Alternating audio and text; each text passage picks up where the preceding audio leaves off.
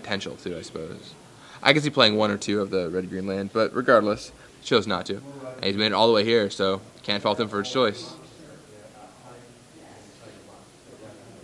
Scott's like, rule, we have a dice on the floor. What's the ruling? There's actually, at a Pro Tour Philly, there's actually quite a few convoluted dice rulings going on. When you drop a dice, do you leave it? Do you reroll both? Yeah, do you just reroll one dice? It was what, Martin and... Martin and Paul Reitzel, I believe? Yeah, Martin and Paul Reitzel. Yeah. I mean, so what do you think should happen if you roll a dice on the floor? Should you reroll both dice or just the dice that you dropped? Whichever one gives me more value. No, in a situation like that, I think if there's any time there's a dice dispute, both players re-roll and you just start it over again. Like if there's this big dispute, if it causes a judge call, like it's just a dice roll. It's some way to randomize.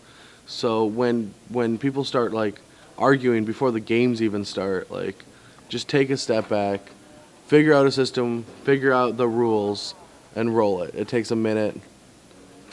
I mean, I can agree when no one's really like determined anything yet, but if one person wins the dice roll and something happens that could take away that dice roll, I mean, that's huge.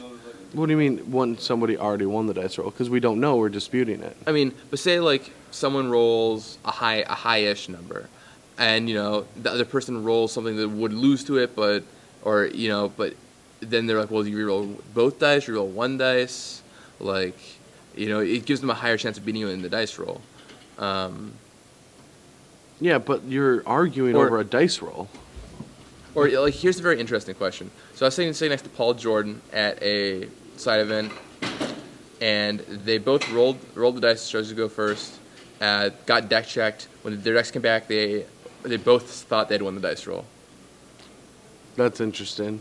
So what do you do there? You just re-roll. If both players 100% think they won the dice roll. So then there's a Mountain Grim Lob answer for David Doberne. But then, couldn't you run that every time and just try and get a re-roll at winning the dice roll? Well, if you want a shitty life, like if you're trying to cheat your opponent, yeah, you can always run the cheats if you want to do that, but that's a terrible way to live your life. And there's Stormkirk Noble for Scott Tompkins. Protection from Grim Lobmancer, right? Protection from... Yeah, Lobmancer is a human. Yeah. But not protection. It can still be burned out, though. Why? It just says, can't be blocked by humans? No, protection from humans. I thought it was protection from humans. It might be protection from humans. I'm going to look it up. I thought it just couldn't be blocked by humans, but it might be the full-on protection. Strong Kirk Noble. It just can't be blocked by humans. Oh, it just can't be blocked? Yeah. It doesn't have protection from humans? Nope, just can't be blocked by humans. Oh, that's interesting. Yep, so it can still be burned out by Lavamancer, which is quite often all that matters. Oh, he didn't block the Lavamancer? But David serves in. Scott opts to not block. Here comes 3-3. Yeah, I mean, this is like an M12 rule of thumb. If your opponent attacks you with a better creature than you have in play, I guess he can't, like, block with the Grim Lava, so you always attack with it, but, like, with the Bloodthirst guys in this format, you don't want to have to deal with them. I think blocking there is a great place. So Scott opts to not attack with his Noble there. Isn't the Stormblood Berserker a human? So couldn't you have just snuck past? He's not blocking with that guy, right? Is he a human? I don't even know if it's a human. I'm pretty sure Stormblood... I mean, everything logical tells me he's a human, but I'll double check. I mean, wouldn't he just be a Berserker? Well, but they have races and classes. Stormblood. Yeah, human Berserker. Human Berserker? Yeah. Yeah, well, it should have. Well, David swings in for 5 damage, puts Scott down to 14. It's looking real bad. Yeah, I think he would have attacked there. I mean, I don't know how much it's going to matter, but at least put it up to 3 so he could double block, or... Yeah, I guess he'd get crushed by Grim Lobmancer, but... Or any a million burn spells. I mean, Scott Tompkins' board not looking so wonderful. 2 Stormkirk Nobles that are 1/1s and 3 lands versus 3/3 Stormblood Berserker, Grim Lobmancer, Chandra's Phoenix. It's kind of a rough board position.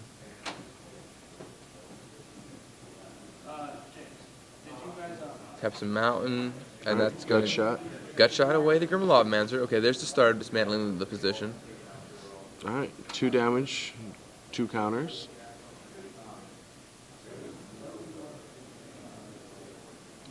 And taps 2. There's Stormblood Berserker for Scott Tompkins. So now Scott's got a little bit going on. He's got 2/2/2 Stormkirk Nobles and a Berserker, which I believe should be a 3/3. Right. Does David have the Koth? That's the big question. Well, it's certainly a question. He's got a hand stocked full of cards. Could have any number of problematic cards for Scott Tompkins, but Koth would certainly be high on that list. All right, well, just serves in for 5 points. Scott goes to 9. All right. There's Shrine of Burning Rage for David. Yeah, Shrine comes down. And another Berserker. Things are getting berserk.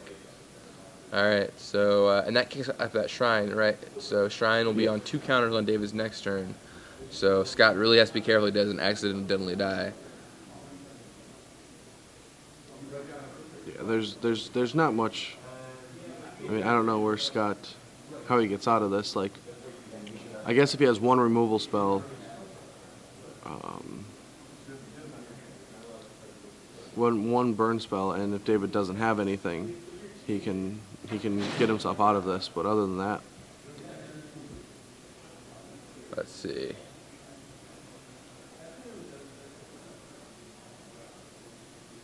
Scott's board 2 Nobles and a 3/3 Berserker versus 2 3/3 Berserkers and a Chandra's Phoenix.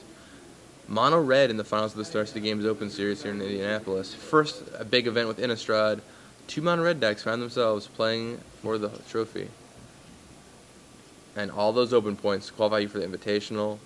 Come out and play in Roanoke at the end of the year. Or sorry, not Roanoke, Charlotte. Charlotte at the end of the year. Can't wait for that event. It's going to be a blast. Yeah, the Invitational's tons of money given away, and it's just a lot of fun. I have to play Legacy there, don't I? You do have to play Legacy. Ugh. But no mental misstep now. You'll get a primer to how great the format's going to look later today. I need a coach. I was learning it with mental misstep, and I was really understanding it. Now the mental missteps are gone. It's back to the Wild West of the things I didn't understand. So Noble gets in. Just one of the Nobles. Brings up 2 3/3. He's going to want to double block a Berserker. Chandra's Phoenix comes down and will threaten to block David's Chandra's Phoenix. Now, but that Shrine of Burning Rage slightly off camera kicks up 2 counters. Don't forget. Remember the Shrine of Burning Rage. Let's see. All right, just tanking, trying to figure out the decisions. I wonder what's in his hand to run it. You know, it'd be fun to run it through in my head too. But just on board, if he attacks with everything, you know, Scott's going to block as many creatures as possible. So it seems like a bunch of trading happens. Just think about this. David would be at 13 life, and Scott would have a 4/4 instead of a 3/3 right now if he just attacked that one time. Yeah, I mean, that's quite a significant difference. No, not attacking with Chandra's Phoenix. Alright, so serves in with both the Berserkers, going to try and force some awkward blocks out of Scott Tompkins. See how he chooses the block. He also has to worry, you know, does David have removal spells? He's trying to get me here, 2 for 1. Any card advantage you can get is rough. I mean, so yeah, like, the block that makes the most sense to me is just a triple block.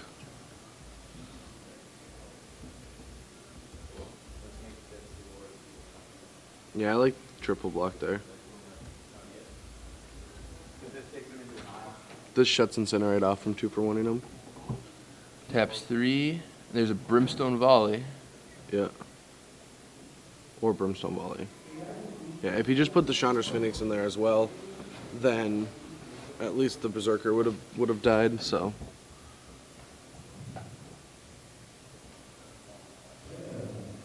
Alright, and now the combat should finish up. Assuming David has no other tricks to play. David doesn't have any 1-mana burn spells, so. Yep, alright. And the Noble goes down. And now David just passes the turn. Those 2 Stormblood Berserkers just threatening to do so much damage. Yeah. I mean, you have to double block all those guys. Make it a mess to deal with.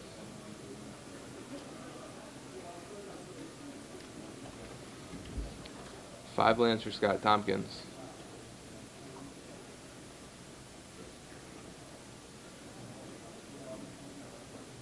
Board position favors David pretty heavily, but we'll see if Scott can pull his way out of this. Yeah, it looks really rough Keep for in Scott. mind there is a shrine slightly off screen too. Yeah, David has a shrine ticking up. It's at 3 counters right now. Attacks. So Scott attacks with his noble. He's not afraid. Never afraid. No one expects the noble. Or the Nobel, as it says on Scott's list. Did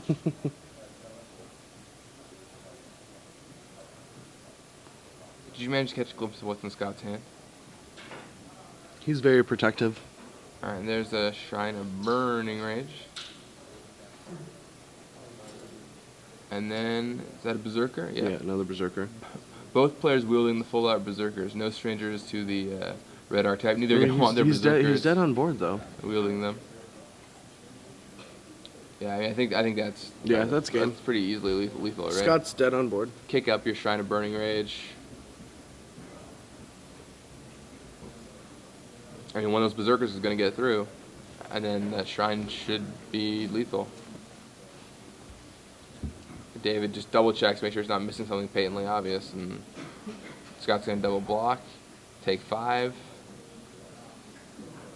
and then David's going to just volley him out, and that's that. David Doberne takes the first game of the finals. Whew. Some mono red action all the way around. Yeah, they're going to be sideboarding, and while they're sideboarding, we have, what do we have to give away? A whole year of StarCityGames.com premium. It's 2011 now? It is 2011 right now. They'll almost have it till 2013? Close. Couple months short. 2012. So, I mean, you know, even if the world ends at the end of 2012, you still get your full year out of your premium. So you don't have to worry about it. Great, yeah. I mean, it's and like, if the world ends, we will redeem whatever's left. I mean, but yeah, it'll run out by then. Oh, it will? Well, I mean, when's the world supposed to end? At the end of 2012? I thought it was at the end of 2012. I have no clue. Well, we pondered December. Yeah, December 2012. Yeah. So while we ponder that important question, time to give away a whole year of Star City Games premiums. The way this is going to work, if you haven't been following along, and if you're watching this live, do not recommend trying this if you're watching this as a replay. I'm going to ask a question. There's this hashtag in the bottom left of the screen, SCG Premium.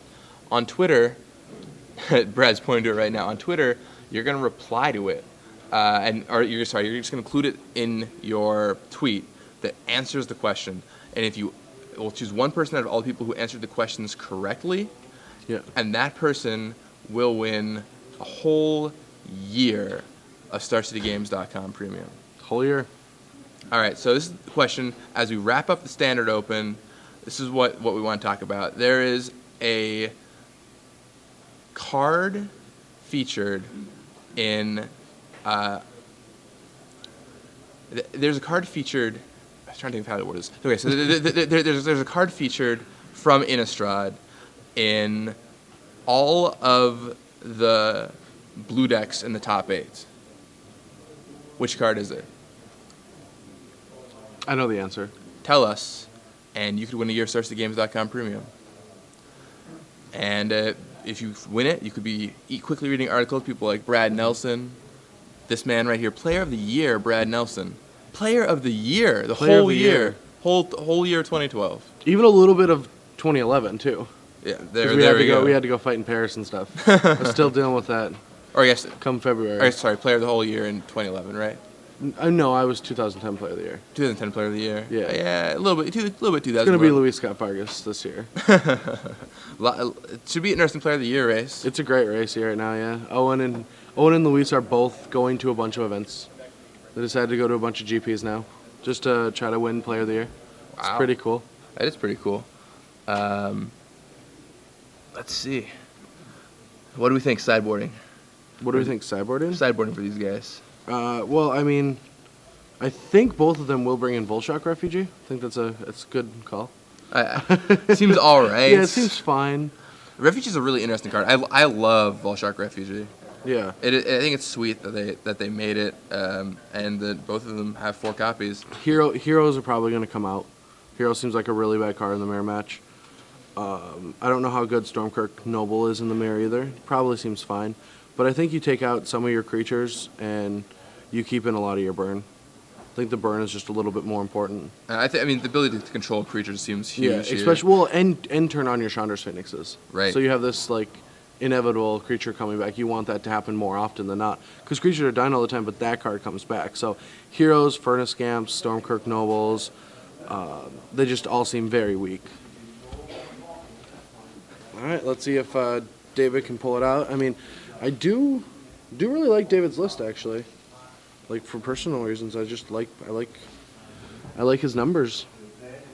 Goblin Arsonist is a little interesting. that one maybe is kind of crazy, but It seems interesting. I mean, it was. I mean, he must have been very prepared for his Phantom matchup. yeah. I mean, I was gonna say like he knew he wasn't gonna lose the illusion stack. I mean, I'm trying to think. It seems okay in the mirror match. It is not a human. Blocks the noble. Mm-hmm. But in all the control matchups, it seems so lackluster. Yeah. But he wants to play a lot of 1-drops. Then he just has more ways to trigger his Stormblood Berserkers. Yeah, I mean, I would say like if he had maxed out on 1-drops, Arsonist might be an okay place to look. But the fact that he's only playing 3 Grim Lavamancer, 2 Spike Shot Elder. No, but I do like that. I would much rather have a Grim Lavamancer and a Goblin Arsonist than 2 Grim Lavamancers. Same as I would rather have a Spike Shot Elder and a Grim Arsonist than 2 Spike Shot Elders. Like it just like splits them up. You have more things you get to do. Maybe the 1 damage is pretty relevant. Who knows? Yeah, I mean, I think it's an interesting addition. I'll be interested. It should be exciting to see if that's an inclusion that maybe keeps up, or people just kind of cut that and move on. Because I think it is a pretty neat little M12 card. I haven't seen much constructed play before. I think he kind of has it in like the Furnace Scamp spot. I think Scamp is probably better if you're trying to straight up burn your opponent out, but maybe David wanted a card with a little more play. Mm-hmm. When David doesn't smile and he's like had his very serious look, he reminded me of like 2009 Tom Ross. I can see it. You can see it a little? I can see it a little, yeah. But not when he smiles, because Tom only smirks. All right, David picks up his hand. All right, he did bring in his Perilous Mirrors. Yeah, mirror seems pretty important for beating a Volshock Refugee. Yeah, having answers to that is important. I mean, just like block Stormcrypt Noble. Yeah, Perilous Mirror, Sword of War and Peace, Volshock Refugee are all cards that are coming that are probably very great in this matchup. And speaking of Refugee, I see a Refugee staring out from David Doberne's hand. Yeah, look at how these games, both players had 1-drops last game. This game, none, because they're probably shaved a couple of them, and they know they're sitting down for a mono-red matchup that they take a while. No Shrine for Scott, though. You said Scott had a Refugee?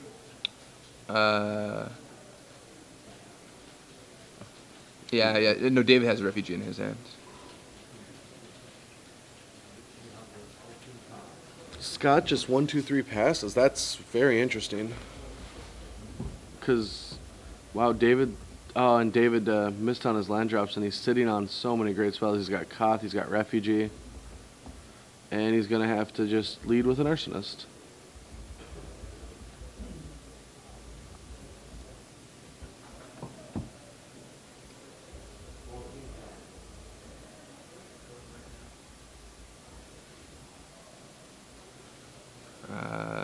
It's Lone Arsonist holding the fort. Alright, it gets gut-shotted. 1 damage to Scott, First Blood.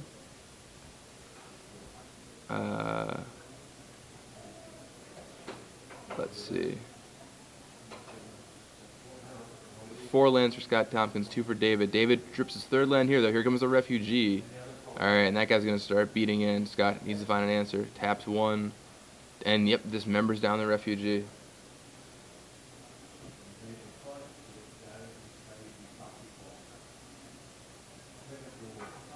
And down comes Rootbound Crag. Passes. Scott's drawing a bunch of lands. David hits his mountain. Here's a Koth, and that is just that's almost game. I mean, Scott's flooding a little bit. Like, he's gonna have to use multiple spells to deal with the Koth. Yeah, he's gonna have 2 for 1 himself to deal with it. And this is gonna deal 4 damage. All right, yeah, that mountain's gonna serve in. Good old mountain. What life total is it, Scott at? He should be at what? 15. Well, let's see. He used 4 for the dismember. And 1 Arsonist dealt 1. An Arsonist dealt 1. And now this will drop him to 11. Looks like the spirit of Zendikar lives on with those mountains in David Doberne's hands. They're my favorite mountain. The Arkslogger mountain. It's the Arkslogger mountain? That's what it always looks like to me. Got the big arc.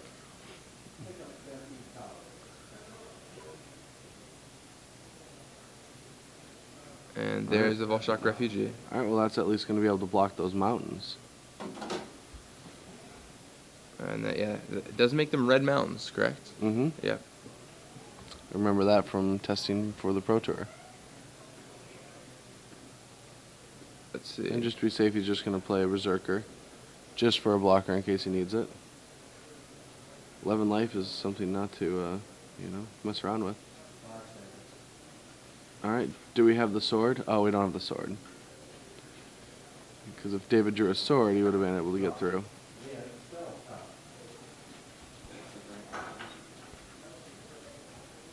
And down comes... Perilous Mirror. And one of the mountains untapped is a 4/4. All right. It just says go. Ships the turn. Volshock Refugee doing a good job holding the fort, but that Perilous Mirror will put an end to it if and when it attacks. 3-2, make sure the Perilous Mirror can Well, I take it mean, Scott's really in a tough spot. Koth goes ultimate this turn, and the game will be over if that happens. And yeah, I mean, you have to use Burn to keep it down if you have it. yeah, he has to have Burn to keep it down. And David still has 4 cards in hand, so it's been a long time since I've ultimated a Koth, but oh, it's so much fun. Have you ever done it in limited? I have not. I've only seen it done limited, and it looks like a lot of fun. I did in limited, only had 3 mountains at the time, but it was still great. All right, Arc Trail is going to 1 to the Perilous Mirror, 2 to Koth.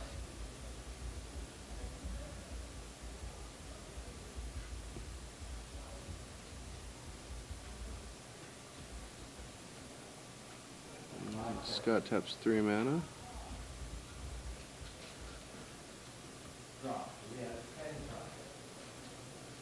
Well, that doesn't make any sense.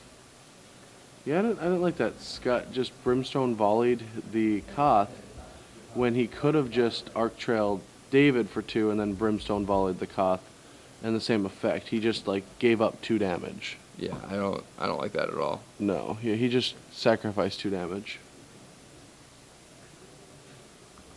A little nervous on the camera, I don't know, yeah, but gave away the damage, and now I actually don't know what card.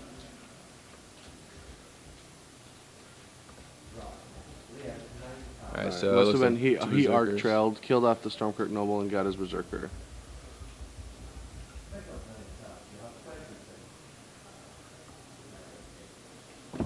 What kind of bluff is this? Scott's going to attack with a 1/1 and do a 3/3. I mean, I guess. Do you have Arc Trail? And he takes it? I would not take it. I mean, that's just prone to kicking up all your other Berserkers or something like that, right? Yeah, he's just bluffing. It's just a total bluff. I mean, you can win the tournament and call your opponent's bluff. You're getting more value. Consider it. The game is over. David, how do you say his last name? Doberne? I was saying Doberne, Doberne. Doberne. Doberne. But David regardless, the boss, Doberne. Take David, the Red Master Man. The Red Boss. The Red Boss. Even wearing the red shirt to match. Takes it down. Congratulations to our Stars of the Games Open Series Standard Champion,